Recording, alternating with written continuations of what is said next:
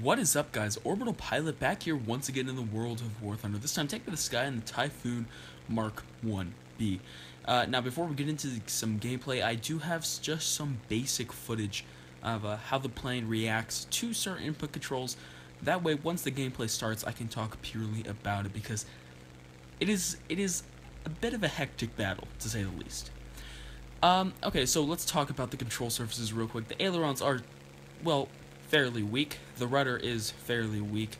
Engine performance is lacking, and well, the elevators are quite strong. So I mean, that's a big benefit. In fact, the elevators are some of the strongest, I personally believe, at this tier. I think this is a 4.3 battle rated plane.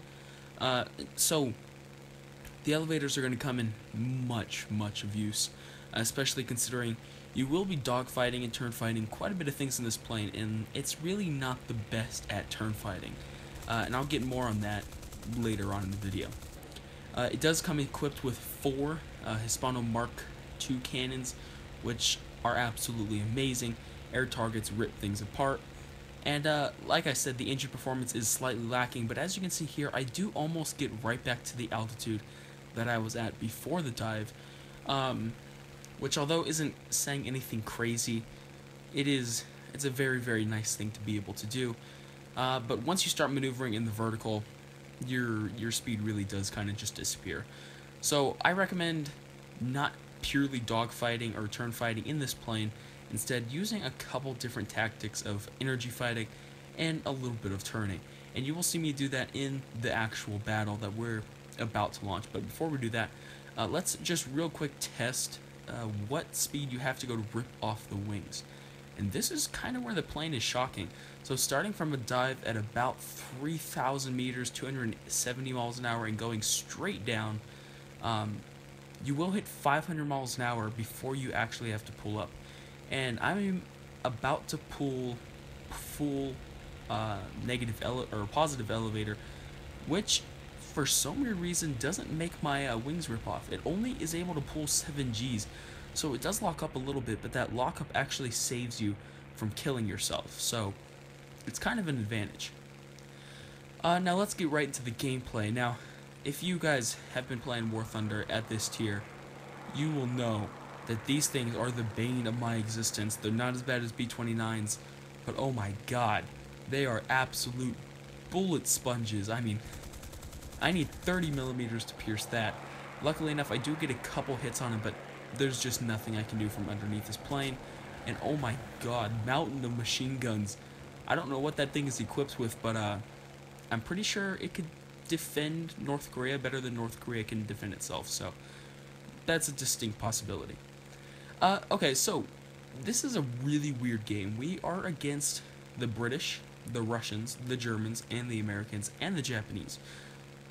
So this makes it kind of interesting, because normally when you go up against a certain nation, for instance, if you go up against Germany, you know that you're not going to really have the climbing advantage, but at least you know your advantages. However, when fighting against all other nations, you really have to be ready to fight in every single offensive and defensive strategy. For instance, a Spitfire comes up, I'm going to try to get shots on him, because if I do not, I will eventually lose to him. Now, luckily enough, this is a Mark 5C, and those are not the best Spitfires. Luckily enough, they are extremely maneuverable. However, I find their engine to be quite lacking, even kind of worse than this engine performance. So I am going to be able to get him in some areas. Now, right here, I don't expect him to be able to pull off what he's pulling off.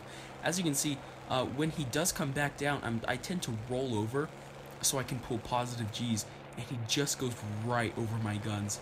So I once again do it right there. Almost get a shot off, but yeah, he's just too maneuverable. He's staying right out of my gun range. And now I'm in a really bad position. I have a Key 44 on my tail, which is far more maneuverable than me. I think it has better engine performance in my opinion, and a Spitfire on my tail. So defensive flying 101, if you have an advantage, use it. For instance, in this, it's both my teammates and my roll rate. My roll rate is better than neither of these planes behind me. However, I am able to trip them up just enough to get out of their gun path, which is what you want to do in defensive flying. Fly towards your teammates and keep out of the path of their guns, hopefully using those ailerons. So Spitfire comes back around, almost get a shot on, but once again I do the exact same thing I did not learn. I roll too far over and I'm not able to get guns on target. Now A7M2 comes in.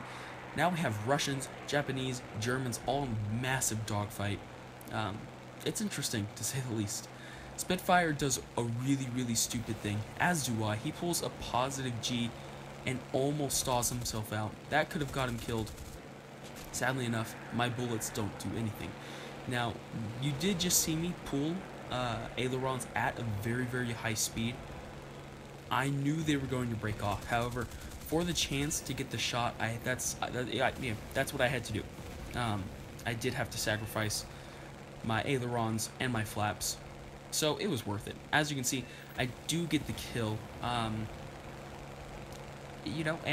why not go for the P-47 while I'm at it? So get two quick kills just like that.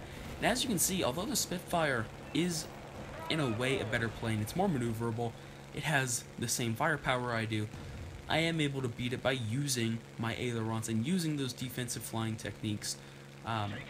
And maybe I'll make a tutorial on those, but that's really just, that has come from playing what I think this is my fourth year in this game. I think it's probably my third. So just stuff you pick up early on. It's stuff that you'll never not need to know. So maybe I will make a tutorial on it.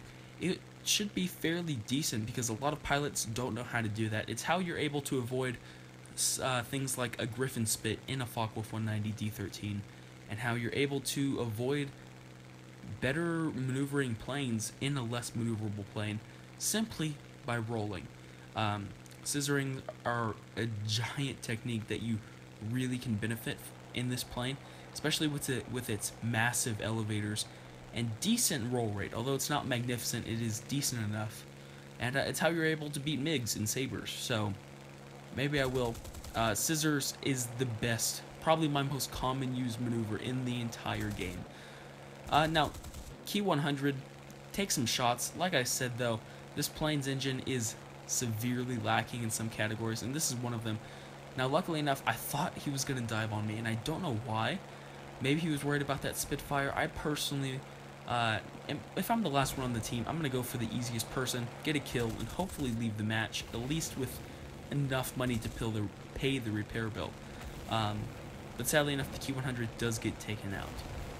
So guys, tell me in the comments down below what you think of this plane. Personally, it's one of my favorite planes at this battle rating. It's one of those planes that on the stat cards, it's not very good, but because of the current meta of the game, and people not really know what they're doing, if you know what to do in this plane, you can make a lot of people very mad. Especially with 4 Hispanos, you're going to rip through a lot of stuff. So guys, thank you for watching. If you want to help me out, hit that like and subscribe button. You guys know how much it helps me. The channel's been growing awesome lately. So hit that like and subscribe button, and I will see you guys next time.